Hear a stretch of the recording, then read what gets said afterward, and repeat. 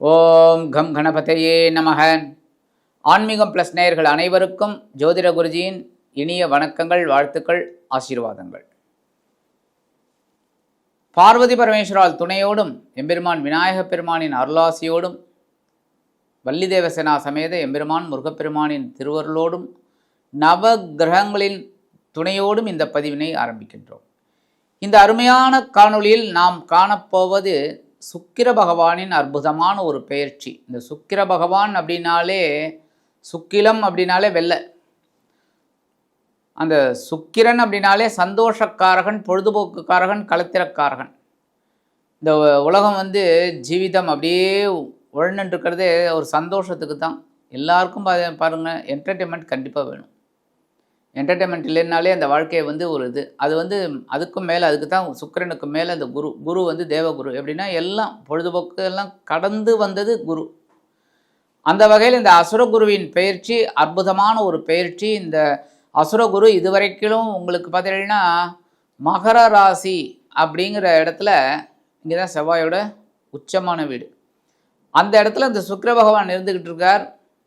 காலச்சக்கர தத்துவத்தின்படி 10வது இடம். இப்போ அதுலேருந்து விலகி 5/2/2026 முதல் 1/3/2026 வரைக்கும் இந்த சுக்கிர பகவான் கும்பராசியில் பயணிக்க போகிறார். இந்த கும்பராசியில் யார் இருக்கா அப்படின்னு பார்த்தீங்கன்னா, ராகு பகவான் பிரம்மாண்டத்திற்கு அதிபதி, யோகக்காரகன். அந்த யோகக்காரகனோட இந்த சந்தோஷக்காரகன் இணைய போகிறார். ஆக்சுவலாக இணைவு அப்படிங்கிறது ஒரு குறிப்பிட்ட டிகிரி வரைக்கும் தான். ஆனாலும் ராசியில் 2 பேரும் இருப்பா. ஒரே வீட்டில் இருப்பா, பக்கத்து சேருங்கிற மாதிரி. இந்த ராகுவோட இந்த சுக்கிர பகவான் சேரும்போது சில ராசிகளுக்கு மிகப்பெரிய ஒரு மாற்றத்தை கொடுக்கும். ஏன் அப்படின்னா, யோகக்காரகனோட இந்த சந்தோஷக்காரகன் சேரும்போது மிக பிரம்மாண்டமான ஒரு சந்தோஷத்தை கண்டிப்பாக அந்த இதில் கொடுக்கறதுக்கு இந்த சுக்கிர பகவான் தயாராக இருக்கார். கும்பராசியில் 5/2/2020 முதல் 10/2/2026 வரைக்கும் இந்த சுக்கிர பகவான் செவ்வாய் பகவானின் நட்சத்திர சாரமான அவிட்டம் நட்சத்திர காலில் சஞ்சாரம் பண்ணுறார். அதற்கு அடுத்தபடியாக 11/2/2026 முதல் 20/2/2026 வரைக்கும் சதயம் நட்சத்திரம் ராகுவோட நட்சத்திர காலில் சஞ்சாரம் பண்ண போகிறார். அற்புதம். அடுத்தபடியாக 21/2/2026 முதல் 1/3/2026 வரைக்கும் பூரட்டாதி நட்சத்திரம், அதாவது குருவோட நட்சத்திர சாரத்தில் சஞ்சாரம் பண்ண போகிறார். இந்த கும்பராசியில் சஞ்சரிக்கும் காலம் அப்படிங்கும்போது கால புருஷ தத்துவத்தின்படி 11வது இடம் லாபஸ்தானம். 11ஆம் இடத்துல சஞ்சரிக்கக்கூடிய இந்த சுக்கிர பகவான் ராகுவுடன் இணைந்து அற்புதமான ஒரு சந்தோஷத்தை சில ராசிகளுக்கு அற்புதமாக கொடுப்பார். சில ராசிகள் கொஞ்சம் கவனமாக இருந்து அந்த சந்தோஷத்தை நம்ம கவனமாக எடுத்துக்கணும். அந்த வகையில் இந்த சுக்கிர பகவான் கும்பராசியில் சஞ்சரிக்கும் காலம் எப்படிப்பட்ட காலம் என்பதை பற்றி நாம் தெரிந்து கொள்வோம். அதேமாதிரி நிறைய பேர் ஜாதகம் பார்க்கணுங்கிறீங்க. என்னோடய வாட்ஸ்அப் நம்பருக்கு வாங்க, கொடுத்துருக்காங்க கீழே. அந்த நம்பருக்கு வாங்க, பேசுங்க, உங்களோட சுய ஜாதகத்தை பார்த்துக்கலாம். ரொம்ப சந்தோஷம். இப்போ இந்த பதிவுக்கு போகலாமா? அன்பான சிம்ம ராசி நேயர்களே, இந்த அருமையான காணொலியில் நம்ம பார்க்க போகிறது சுக்கிர பகவானின் அற்புதமான பேச்சு. உங்களுக்கு பார்த்திங்கன்னா சகாயாதிபதி, அதே சமயம் ஜீவனாதிபதி. நீங்கள் சாதாரணமாகவே ஆளுமை நிறைந்தவர்கள். எப்போவுமே குழந்தையிலேருந்தே பார்த்திங்கன்னா நீங்கள் ஒரு ஃபஸ்ட்டாக வரணும், எல்லாத்துலேயுமே அதுக்காக சில வேலைகளெல்லாம் செய்வீங்க. அதேமாரி கடுமையான உழைப்பாளிகள். முன்னேறணும் அப்படின்னு நினச்சிட்டிங்கன்னா, முன்னேறதுக்கு என்ன காரணம் வேணும்? நமக்கு பணம் வேணும். பணம் வேணும் அப்படின்னா எப்படி வேணாலும் சம்பாதிக்கலாங்கிறது தப்பு. உழைக்கணும், சம்பாதிக்கணும், கடுமையாக உழைக்கணும். இப்போ 24 மணி நேரம் 20 மணி நேரம் நான் உழைக்கிறேன், இல்லை 18 மணி நேரம் நான் உழைக்கிறேன், 6 மணி நேரம் தூங்கிக்கிறேன், போகிறோம். ஆனால் சம்பாதிக்கணும். அது நியாயமான ஒரு விஷயம். கண்டிப்பாக அதெல்லாம் பாராட்டப்பட வேண்டியது. ஏன்னா உடல் ஆரோக்கியத்தை கொஞ்சம் கம்மி பண்ணினாலும் நம்ம உழைத்து சம்பாதிக்கணுங்கிற அந்த எண்ணமே உங்களுக்கு ஒரு உயர்வை கண்டிப்பாக கொடுக்கும். எப்போவுமே ஏமாத்திரம் தான் ஏமாந்து போவோம். தன்வினை தன்னை சுடும். ஆனால் நீங்கள் அப்படி கிடையாது. உங்களோட கேரக்டரே எப்படின்னா, நம்ம உழைக்கணும், நிறைய சம்பாதிக்கணும், சந்தோஷமாக இருக்கணும். இந்த சந்தோஷத்துக்கு காரணம் சுக்கிர பகவான். உழைக்கிறீங்க, ஏன்னா உங்களுக்கு 2ஆம் வீட்டு அதிபதி புத பகவான். ஆனால் உழைக்கணும், அதெல்லாம் ரைட். அறிவு ஜாஸ்தி, அதேமாரி ரொம்ப விசேஷம். ஆனால் அதே சமயம் இந்த சுக்கிரன் உங்களுக்கு யாருன்னு பார்த்தீங்கன்னா முயற்சியை கொடுக்கக்கூடியவரே அவர் தான். ஆனால் 3ஆம் இடத்துல சுக்கிரன் இருந்தால் தான் கொஞ்சம் இது. ஆனால் அந்த 3ஆம் வீட்டு அதிபதி உங்களுக்கு சுக்கிர பகவான், அதே சமயம் ஜீவனாதிபதி, ஜீவனத்தை உயர்த்தக்கூடியவர், ஜீவனத்தை சந்தோஷமாக வைத்துக் கொள்ளக்கூடியவர் இந்த சுக்கிர பகவான். சிம்மராசி என்பவர்கள் எல்லாரையும் கலங்க, பரபரப்பாக இருப்பீங்க, ஆளுமையாக இருப்பீங்க, கடுமையாக உழைப்பீங்க, எல்லாமே உண்டு. ஆனாலும் உங்களுக்கு ஒரு சந்தோஷம் இருக்கும். ஏன்னா அந்த பதவியில் ஒரு வெற்றி, இங்கே எடுக்கிற காரியங்களில் வெற்றி, அந்த சந்தோஷத்தை கொடுக்கக்கூடிய ஒரு இந்த சுக்கிர பகவான். அந்த வகையில் இந்த சுக்கிர பகவான் உங்களுக்கு பார்த்தீங்கன்னா இது வரைக்கும் பகிர்வன ரோகம் அப்படிங்கிற 6ஆம் இடத்துல இருந்தார். 6ஆம் இடம் மறைவு ஸ்தானம் தான்.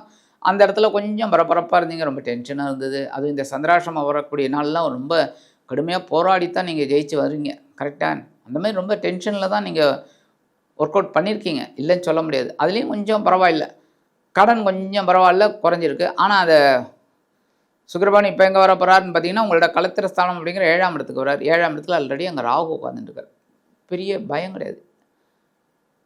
ஜென்ம ராசியில் கேது இருக்கார், அதுதான் கொஞ்சம் குழப்பத்தை கொடுத்துட்டு இருக்கும் உங்களுக்கு. உடல் ஆரோக்கியத்தில் கொஞ்சம் மைனஸாக கொடுத்துட்டுருக்கு எல்லாமே.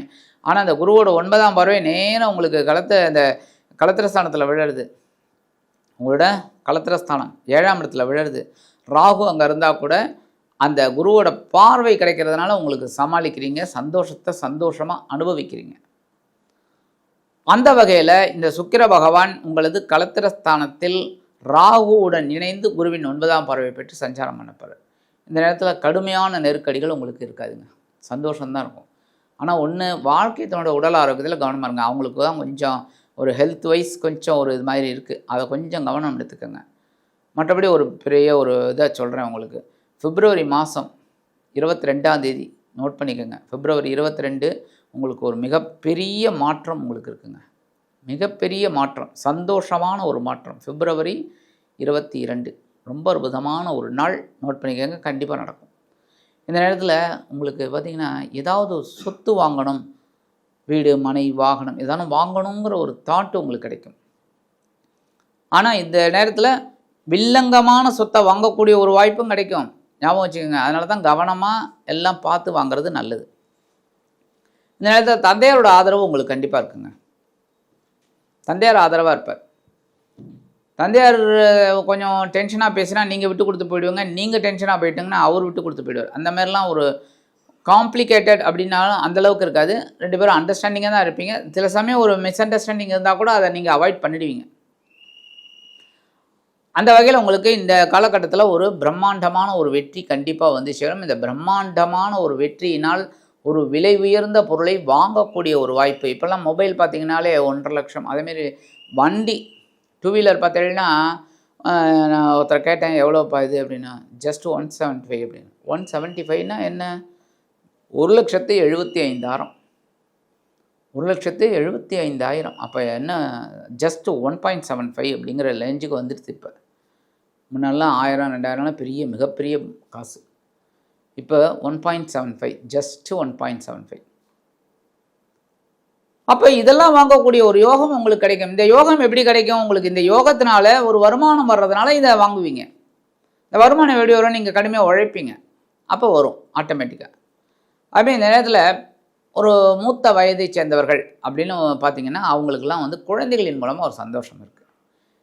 எப்போவுமே என்னதான் இருந்தாலும் கல்யாணம் ஆகி குழந்தை பிறந்தோன்னு பாருங்கள், உத்தியோகத்தில் கடுமையான வேலை நெருக்கடிகள் இருந்தாலும் எல்லாத்தையும் முடிச்சுட்டு இந்த வீட்டுக்குள்ளே வரும்போது அந்த குழந்தை வந்து மழலையில் பேசி நம்மளை கட்டி பிடிக்கும்போது அந்த ஒரு சந்தோஷம் இருக்குது பாருங்க, அபரிமிதமான ஒரு சந்தோஷம்.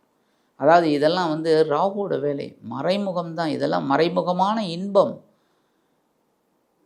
புரியுதா? இந்த மறைமுகமான இன்பம் நமக்கு அற்புதமாக தெரியும், அமிர்தமாக தெரியும். அதுமாரி இந்த குழந்தைகளின் மூலமாக ஒரு சந்தோஷம் இருக்குங்க. உடல் ஆரோக்கியம் நல்லபடியாக இருக்குன்னாலும் கொஞ்சம் கவனம் எடுத்துக்கோங்க. ஏன்னா 7ஆம் இடத்துல இருந்தால் கூட 7ஆவது பார்வையை அவங்க ஜென்மராசியை பார்ப்பார், ஜென்மராசியை பார்ப்பார்.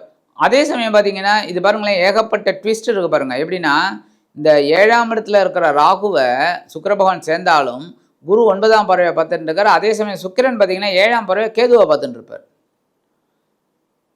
ஸோ மிக பிரம்மாண்டமான ஒரு யோகம், சந்தோஷமான ஒரு யோகம் இருக்குன்னாலும் உடல் ஆரோக்கியம், பேசுகிற வார்த்தைகள், மனைவியின் மேலே, அதாவது வாழ்க்கை துணையின் மேலே ஒரு உடல் ஆரோக்கியத்தில் கவனமாக இருக்கிறது நல்லது.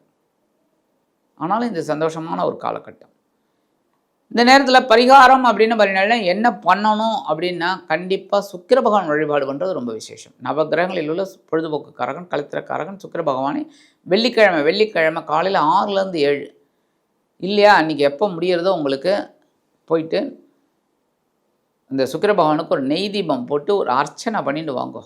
சந்தோஷமான ஒரு சுப பேச்சு உங்களுக்கு கிடைக்கிறதா பாருங்கள். கண்டிப்பாக ஒரு நல்ல ஒரு நியூஸ், அதாவது குட் நியூஸ்ன்னு சொல்லுவாங்க, அந்த குட் நியூஸ் உங்களுக்கு காதுக்கு இனிமையாக கண்டிப்பாக வந்து சேரும். ஆக இந்த சின்ன பரிகாரம் நீங்கள் பண்ணீங்களாலே உங்களது சகாயாதிபதியும் ஜீவனாதிபதியுமான சுக்கிர பகவான் உங்களது களத்திரஸ்தானத்தில் ராகுவுடன் இணைந்தாலும் குருவின் அற்புதமான 9ஆம் பார்வையை பெற்று மிக உன்னதமான ஒரு வாழ்க்கை பயணத்தை கொடுப்பார் என்று கூறி விடைபெறுகிறேன். நன்றி, வணக்கம். மீண்டும் ஒரு அருமையான காணொலியில் உங்களை அற்புதமாக சந்திக்கிறேன். வாழ்த்துக்கள். வாழ்க வளமுடன்.